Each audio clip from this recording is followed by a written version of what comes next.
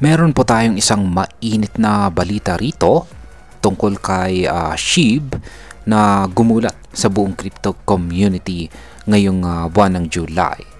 Sapagkat yan, tinanggal po si Bone, isa sa mga token sa ilalim ng Shiba Inu ecosystem mula po sa dalawang malalaking centralized exchanges. Pero teka, hindi lang ito basta-bastang pag-aalis ito or pagtanggal. Ayon po mismo sa marketing lead ng Shiba Inu na si Madam Lucy ay meron daw pong manipulation na nangyayari sa likod ng delisting na ito. Kaya sa video na ito ay pag-uusapan po natin ang buong detalye sa isyong ito. Ano nga ba ang dahilan kung bakit tinanggal si Bone sa mga exchanges tulad ng OKX at saka Onus? May kinalaman ba ito sa performance ni Bone o may mas malalim na dahilan? At maliban po dyan ay ano kaya ang epekto nito para sa atin bilang mga Pinoy crypto traders at investors? Yan, bago po tayo magpatuloy ay pakibasa na lamang po muna ang disclaimer dito sa ibaba ng ating screen. Yan, simulan po natin sa kung ano po ang delisting na ginawa ng OKX at saka Unos kay Bone. Nitong June 30 ay inihinto na po ng OKX ang pagtanggap ng Bone deposits. Ang sumunod naman ay itong si Onus sa pamamagitan ng paghinto ng pagbili at swap ng Bone nitong July 1. Sa madaling salita ay hindi mo na magagamit ang mga platform na ito para makipag-trade ng token gamit si Bone. At ang epekto, malaki po ang ibinaba ng presyo ni Bone sa loob ng isang linggo. Halos 19% ang kanyang ibinagsak. Natural lang na mag-alala ang mga holders at investors dahil maari pong mawalan ng liquidity ang kanilang token. Ngayon bakit po tinawag ng Shiba Inu team na manipulative ang mga exchange? Ayan, dito na po pumapasok ang mas matinding bahagi ng balita. Ayon po kay Madam Lucy, ang marketing lead ng Shiba Inu, hindi raw dahil sa performance ni Bone kaya ito tinanggal. In fact, hindi naman daw si Bone ang may pinakamababang trading volume sa mga platform na yan. Kaya ang tanong, bakit siya ang tinanggal? Ang sabi ni Madam Lucy, tila manipulasyon ang nangyayari. Ayon sa kanya, madalas raw pinapaboran ng mga centralized exchanges ang mga token na may dalang big money o mas malaki ang kita para sa kanila. Minsan daw, kahit mababa ang kalidad ng project, basta't may malaking bayad or marketing hype, tiyak na ililista ito. Hindi lang yan. Binanggit din ni Madam Lucy na ayaw nilang habulin ang mga exchange para lang suportahan ang ecosystem ng Shiba Inu. Mas pinili raw ng team ang mag-focus sa decentralized finance or DeFi, isang sistema na hindi nangangailangan ng sobrang personal na impormasyon katulad ng KYC. Sa biro pa nga, yan, sa kanyang biro, hindi naman dapat humingi ng blood sample ang mga platform na yan. Yan.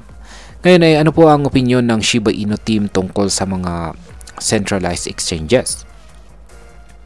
Kung babalikan po natin ang kasaysayan ng crypto, maraming centralized exchanges ang tila matatag sa simula pero bumagsak rin kalaunan. Ayon po kay Madam Lucy, sina WazirX, FTX at saka Hotbit ay magandang halimbawa ng mga platform na nag-collapse. Iniwan ang kanilang users at nawala ng tiwala ang publiko.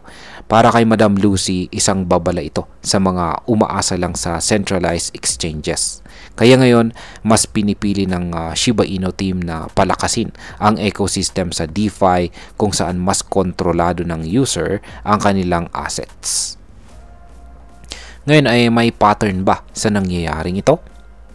Hindi lamang po si Bone ang nakaranas ng ganitong pangyayari. Nabanggit din ni Madam Lucy na pati si SHIB at si XRP ay minsan na ring na-delist mula sa ilang US-based exchanges.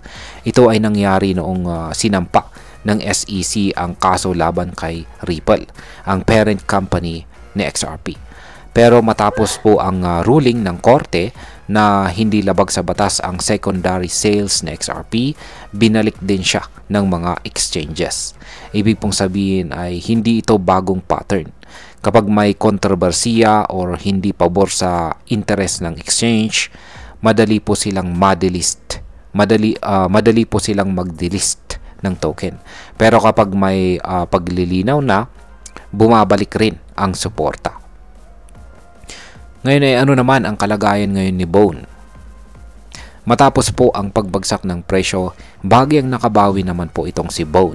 Sa nakaraang araw ay tumaas ito ng halos 9.5% at ngayon ay nasa presyong 0.1941 ang kanyang presyo. Ibig pong sabihin ay may mga supporters pa rin itong si Bone at hindi po siya tuluyang nawalan ng halaga. Available pa rin naman po itong si Bone sa ibang mga centralized exchanges tulad po ni Gate.io at saka HTX, kung saan ay umabot po sa mahigit $2 million ang kanyang trading volume sa nakalipas na 24 oras. Ibig pong sabihin ay buhay pa rin ang kanyang liquidity at may galaw pa rin ang community.